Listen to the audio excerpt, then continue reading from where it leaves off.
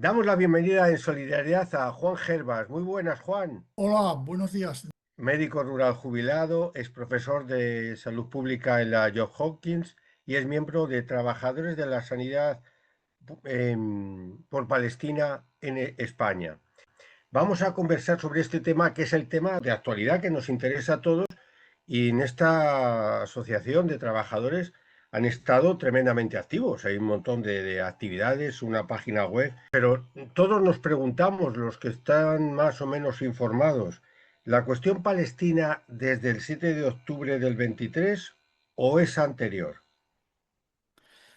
Lamentablemente es de muchísimo antes. De hecho, puede enlazarse con lo que llamamos el sionismo, una ideología política racista y violenta de finales del siglo XIX, muy en la línea de la evolución de las especies y de las creencias en las razas y en la perfección de las mismas, ligado a la idea de un hogar, una patria milenaria para la raza judía en lo que fue la Tierra Santa, llamamos lo que fue la Palestina histórica de hace miles de años. Un poco un sueño como si en el momento actual hubiera una teoría islamista que reclamase Granada, porque fue el asentamiento durante siglos de musulmanes árabes. Esa teoría se reforzó a través del dinero, como siempre. Es decir, la banca Rothschild ayudó al gobierno del Reino Unido, sobre todo en la financiación del canal de Suez,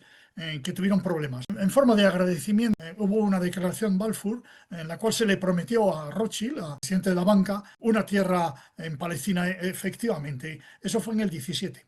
Tenemos la Primera Guerra Mundial en la que vencen las potencias contra Alemania y el Imperio Otomano, que ocupaba Palestina, y Palestina queda en manos occidentales. Se lo dividen básicamente entre Francia y el Reino Unido, sobre todo pensando en el petróleo. Pensando naturalmente a las promesas que se habían hecho, que todos conocemos, de Loren de Arabia a los árabes románticos, de darles un hogar, se rompieron todos los acuerdos. Finalmente, el gobierno británico tiene un protectorado en Palestina que fomenta la emigración judía. Finalmente, cuando se hace la independencia en el 48, es a través del movimiento sionista terrorista, en el sentido más literal de la palabra, de bombas, destrucciones, lo cual pretender presentar el movimiento y los problemas de Israel como, por un lado, religiosos y como, por otro lado, a partir del 7 de octubre del 2023, no es más que una ficción interesada por el propio Israel y las potencias occidentales. Podemos considerar que Israel es una colonia, en el sentido más literal del término, de los países occidentales, no solamente de Europa, en lo que se llama Próximo Oriente, que refleja una conceptualización occidental. Claro, en realidad es Asia Occidental. Por supuesto, visto desde Europa es Próximo Oriente, Oriente Medio. Mira, pero no había otra solución porque yo creo que la población en general pensamos que, bueno, que esto es lo que hay, que esto viene, pues igual que aquí hay españoles, portugueses, historia. ¿Había otra solución? ¿Podría haber habido otro camino diferente a este? El camino real y el camino del futuro es que Palestina recupere todo lo perdido, un poco como se ha hecho en el mundo con las potencias coloniales. A nadie se le ocurre en la India, que obtuvo la independencia en fechas aproximadamente a mitad del siglo XX, que la recuperación de la independencia de la India fuera que el subcontinente indio se dividiera la mitad entre la potencia colonial, que era el Reino Unido, y la mitad en la India. La solución de los dos estados que se propone es absurda. Israel es una potencia colonial que tiene que desaparecer y Palestina puede acoger, por supuesto, al 100% de la población que quiera permanecer allí como podría ser. ¿Qué pretende Israel?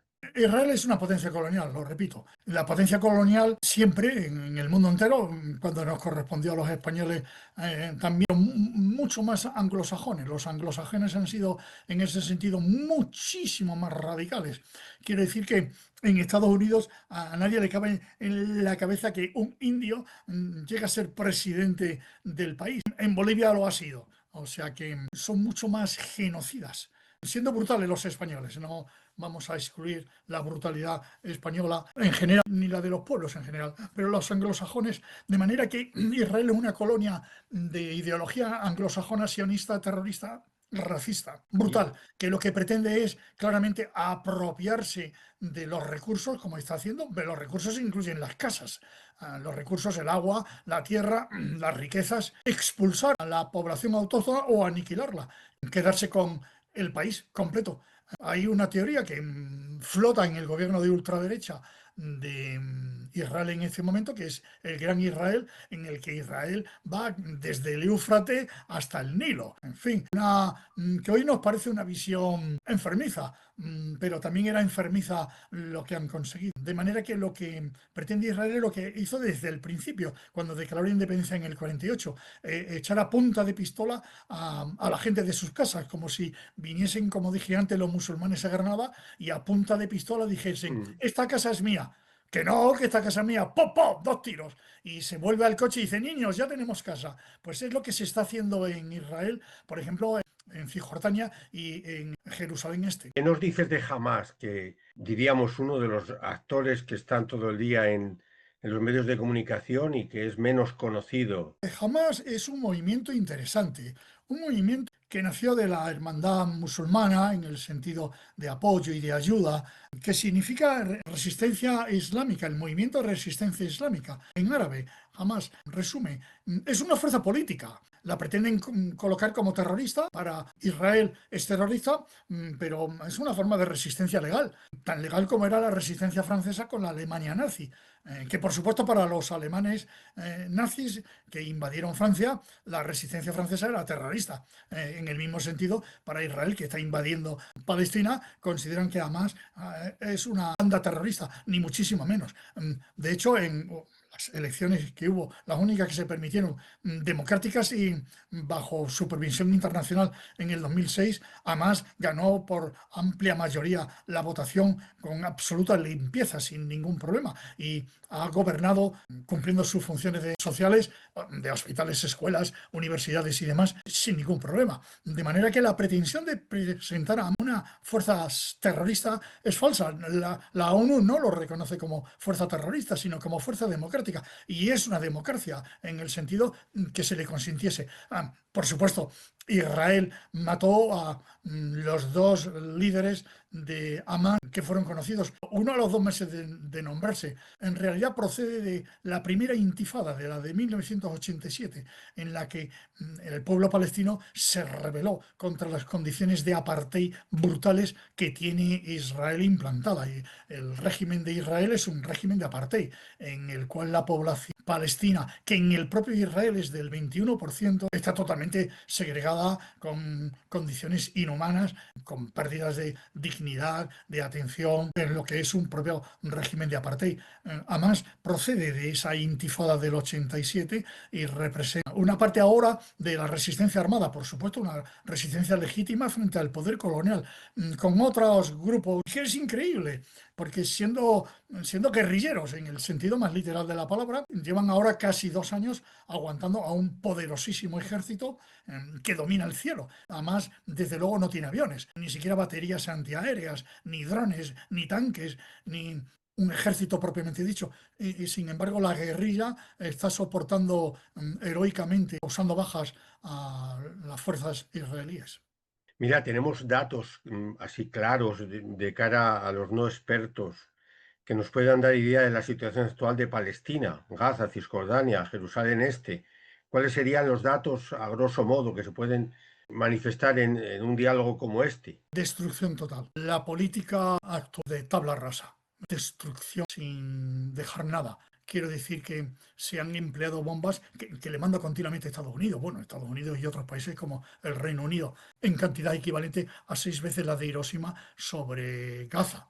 Con lo cual la destrucción es absoluta. Cuando decimos destrucción absoluta, nos referimos a destrucción absoluta. O sea que, para hablar en plata y que nos entendamos, hay problemas para la más mínima higiene, para beber agua limpia, por supuesto, es un problema gravísimo. No digamos para limpiarse, para la higiene, no digamos para la higiene femenina. Es una destrucción absoluta. Sí, sí, de los hospitales, prácticamente ninguno está funcionando al 100%. Y algunos de los que están medio destruidos funcionan al 300%. Tienen la capacidad de las camas, cada cama está ocupada por 3, para que nos entendamos claramente. Por supuesto, la mortalidad que da el Ministerio de Sanidad de Gaza es de unos 61.000, 62.000 personas muertas, pero cuenta solo los que han llegado a los hospitales. Los cálculos de la Universidad de Harvard y los publicados en el Lancet elevan la cifra a 400.000 personas, que es probablemente la que realmente han muerto por consecuencia de lo que está pasando. Porque eso incluye los que quedan debajo de los escombros, eso incluye los que mueren a consecuencia de las complicaciones, los que mueren por no recibir la atención médica habitual. Entonces estamos hablando de una verdadera masacre, de una matanza, Sí. que afecta básicamente a niños. La mitad de los muertos de esos 400.000 son niños inocentes. Afecta muchísimo, que ese dato es importante, a las mujeres, especialmente a las mujeres embarazadas que dan a luz y que amamantan. El riesgo de mortalidad tremendo.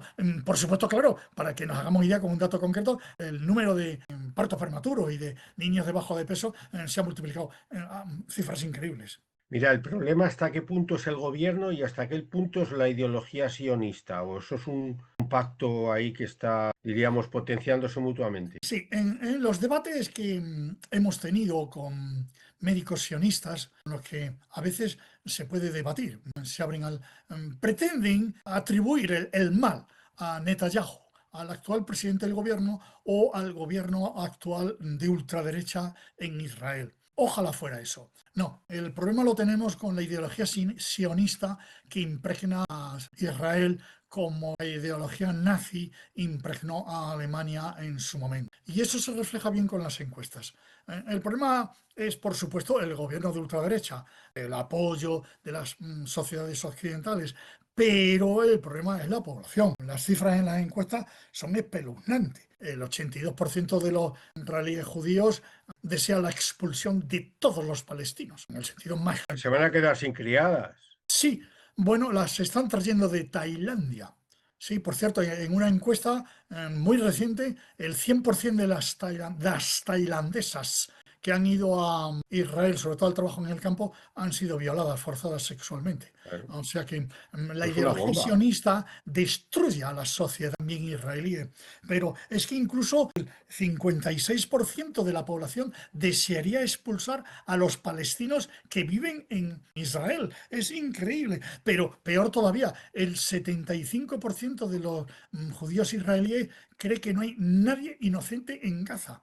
Es decir, que está justificado matar a los recién nacidos, por supuesto. Y el último dato increíble es que el 63%, mucho más de la mitad de la población, cree que habría que encerrar a los de Gaza en un campo de concentración. Es decir, están repitiendo ideologías que se le han aplicado a ellos mismos. Así que el problema es el sionismo. Y de hecho, la solución no sería fácil, porque la solución final sería derrotar al ejército de Israel, ocupar Israel, sionizar Israel, juzgar a los responsables y permitir que el judío israelí que quiera volver a su país de origen, que se vuelva. Eso incluye que, claro, a Netanyahu habría que juzgarlo y como su familia es de origen polaco, pues la condena en cárcel la cumplirá en Polonia. Hay una especie de cebarse especialmente con sanitarios, educadores y periodistas. ¿Esto a qué se debe? El régimen de apartheid, el genocidio, busca la destrucción de la sociedad, en lo que puede físicamente, en lo que puede asesinando impunemente a mujeres, niños, ancianos indefensos, por ejemplo, quemándolos vivos en tiendas de campaña de plástico cuando se bombardean. Pero además desea destruir la sociedad. Desea destruir el arte, la cultura, la solidaridad, la ternura, la convivencia. Y el pegamento de la sociedad se establece a través de algunas instituciones clásicas. Por ejemplo, los servicios sanitarios. Los servicios sanitarios, especialmente si son públicos como son en Gaza, son la mejor expresión de la solidaridad, en la que es hoy por ti, mañana por mí. Compartimos las vivencias para atender al que está enfermo. Destruir el sistema sanitario es clave para destruir una sociedad, para el genocidio. Pero no destruyen solo el sistema sanitario y matan, torturan, mutilan, encarcelan a profesionales de la sanidad, también a sus familiares en el paquete. Y esto sucede también con los periodistas. Decimos siempre que han asesinado a 235, 250 periodistas porque no quieren que se sepa la verdad. De hecho, no están permitiendo la entrada de periodistas occidentales. Pero no decimos que también han matado a 800 familiares de periodistas palestinos. Así que es indiscriminado. Por supuesto, la destrucción del sistema educativo es prácticamente total. No queda una universidad, no queda una escuela, no queda... Porque la educación también es otro pegamento. La sociedad se sostiene, lo repito, la solidaridad que los humanos tenemos. La pretensión de Israel es destruir no solamente físicamente, sino también espiritualmente la sociedad palestina. Mira, es obvio que la situación de las cárceles será terrible, vamos. Sí, ese es un punto muy importante. En el 7 de octubre del 2023, Hamas mantuvo unos rehenes, de los que ahora quedan como 50, y están en todos sitios, rehenes israelíes. Bueno, Israel tiene como 10.000 rehenes palestinos. Niños, incluyendo niños, como 1.000 son niños, en las cárceles y en los centros de detención. Así que Israel tiene rehenes por miles palestinos, muchísimos sin ni siquiera el menor juicio, puramente detenciones arbitrarias totalmente que de nuevo buscan destruir la sociedad y hacer perder la dignidad a los detenidos, por ejemplo con los perros que violan y muerden a las mujeres detenidas, con brutalidades inimaginables de torturas sostenidas. Y lo que es peor es que esas torturas, cuando son en tantos sitios y tan sistemáticas, implican a médicos.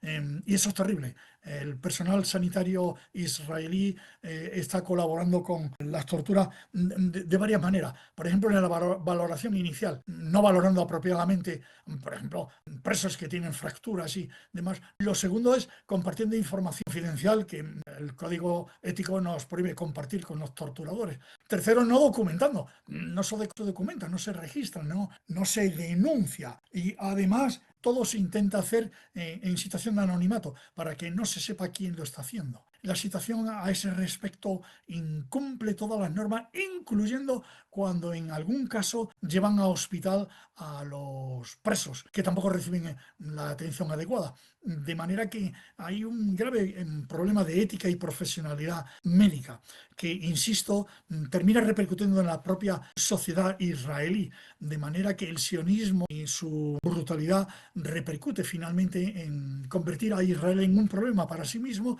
y para la humanidad. No seremos libres hasta que Palestina sea libre, en eso no hay la menor duda. Esta, diríamos, complicidad del mundo sanitario tampoco es nueva. Recuerdo en la Alemania nazi también la parte, diríamos, de profesionales sanitarios que colaboró con más entusiasmo que otros colectivos sociales con el régimen nazi, con otros regímenes autoritarios. El sector sanitario tiene un problema de fondo, especialmente, ya lo he citado, por las teorías de la evolución y la eugenesia que impregnaron el sionismo y el nazismo. Tiene una aspiración a una salud perfecta que es dañina y llegada a este extremo. Sí, los nazis, por ejemplo, eran veganos, tendían a evitar, por supuesto, no consumían tabaco y evitaban las drogas, adoraban el cuerpo, iban a los gimnasios y una ideología que podemos ver que representa mucho a esa medicina fantástica, podríamos decir, que pretende una humanidad perfecta en la que eso se prevenga todo. De esa manera, sí, del orden del 40% de los médicos alemanes pertenecían al partido El partido. nazi. Todos ellos denunciaron minusválidos, enfermos mentales, a lo que decían escoria, de manera que contribuyeron no solamente como nazis a denunciar a judíos, también a denunciar a su propia población que no cumplía la aspiración de perfección. De manera que sí, hay una historia antigua lamentable, que también se vio en Japón, en fin. Vamos con las naciones occidentales, porque a veces nos da la impresión de que algunas son como más éticas, están intentando ponerse alguna medalla y decir que son pro-palestinos, otros lo son menos. ¿Qué pluralismo, qué situaciones ves en cuanto a las naciones occidentales respecto de esta situación actual? El refrán español dice, y dice muy bien, que Obras son amores y no buenas razones. ¿Qué quiere decir? Muy buenas declaraciones, muy buenas palabras, pero dame de comer, que me estoy muriendo de hambre. No basta con decir mereces recibir alimentos, tienes una gran dignidad, te reconozco y te doy una medalla. Dame de comer, porque mientras, pues esto es un poco el comportamiento occidental frente a Israel. Recordemos que Israel es una colonia occidental, es una colonia de los países que llamamos occidentales, Europa, Estados Unidos y los anglosajones como Australia, Nueva Zelanda, Canadá. De manera que un poco Israel está recibiendo el apoyo de estas sociedades que se vanagloriaban de una superioridad moral, de unos derechos. No, claramente nunca ha sido así. Quiere decir que el bienestar occidental se ha basado en el malestar del sur oriental, de manera que nos hemos creído que éramos mejores, pero no lo hemos sido nunca. Y sí, claro, podemos atribuir las barbaridades de los españoles en el siglo XVI y XVII, pero no, estamos en las barbaridades actuales, en las que usted tiene un recurso y yo lo quiero. E Israel es clave como potencia colonial en el Asia Occidental, en el que el petróleo puede seguir siendo durante los próximos 100 años fundamental para nuestras economías. De manera que cuenta con el apoyo real, cierto. Declaraciones independientes. Quiere decir que, por ejemplo, España es conocida en el mundo por las declaraciones que hace a favor de Palestina. Sí, pero es el país que más armas ha comprado a Israel en el último semestre.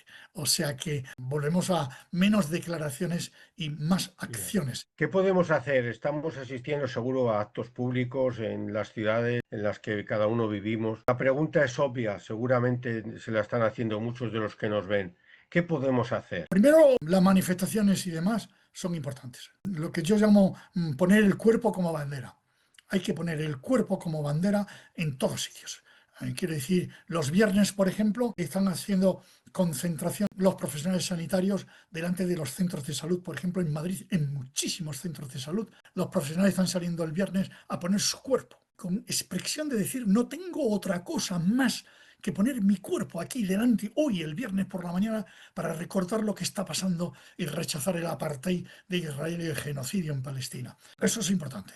Poner los cuerpos como banderas es muy importante. Segundo, hay una acción directa muy sencilla. Es una parte fundamental, una parte grande del dinero de Israel. Y Israel es un país rico, ¿eh? Para que nos hagamos idea, Israel tiene como 50.000 euros de per cápita y España tiene como 35.000. O sea que no es un país pobre, más los ingresos brutales de transferencias de Estados Unidos. Una de las empresas fundamentales que le aporta dinero a Israel se llama Teva, que tiene varios nombres: Teva, Tevagen, Balmur, Ratiofarm, Malmac. Son productos que se venden en las farmacias. Así que a usted puede haberle recomendado, la enfermera, la vecina, la pediatra le puede haber recomendado, por ejemplo, una inocente crema, Sudocrem, para la dermatitis del pañal, para el culito del bebé. Bueno, eso está fabricado por Teva.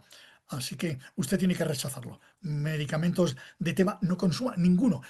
Y se vende muchísimo porque Teva gasta mucho dinero, mucho. Es una empresa corrupta y corruptora. Gasta mucho dinero directo a médicos y a sociedades que llamamos científicas. Y además ofrece muy buenos precios a las farmacias. Con lo cual es muy fácil que le vendan a usted un producto de Teva sin que se dé ni cuenta. Rechácelos. El tercer punto que puede hacer es, por supuesto, denunciar a la ministra de Sanidad de España, que en la Asamblea de la ONU del año pasado admitió la propuesta de Israel de que los centros de salud, los hospitales y las ambulancias de Gaza estaban militarizadas por Hamas, lo que le dio fuerza internacional a la teoría que le permite a Israel bombardear, matar, destruir, torturar, encarcelar personal sanitario. La ministra de Sanidad actual de España debe ser echada, en mi opinión, además, tener un juicio público. Lo cuarto, si puede hacerlo, participe intelectualmente, elabore argumentos. Yo mismo hace un año no tenía la capacidad que ahora tengo. Es cierto Claro. que me había interesado el tema de Palestina-Brasil, conozco personalmente porque he estado en Turquía, Siria, Israel, Jordania, de manera que conozco la región directamente y siempre me había interesado en el sentido de salud pública y de población.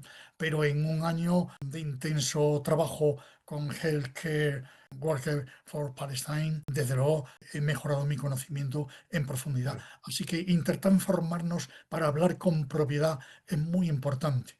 En el momento actual puedo sostener un debate con médicos sionistas, no perder la calma y utilizar argumentos muy sólidos. Se nos va el tiempo. ¿Alguna palabra final que quieras regalarnos? Creo fundamentalmente en la bondad humana, sí. Creo en que la humanidad, pese a estas barbaridades, tiene un camino claro que nos lleva a ser mejores. Creo que esto es una China en el camino. No nos tiene que hacer perder la fe en un futuro mejor. No la pierda nunca. Nos alegra mucho, Juan Gervas, todo este mensaje y especialmente este mensaje final. Fuerte abrazo. Un abrazo a ti, Eugenio, y gracias por dedicarme este rato. Espero que pronto lo podamos ofrecer para que sea difundido. Un saludo desde la Sierra Norte de Madrid. Hasta ahora. Saludos desde Canarias.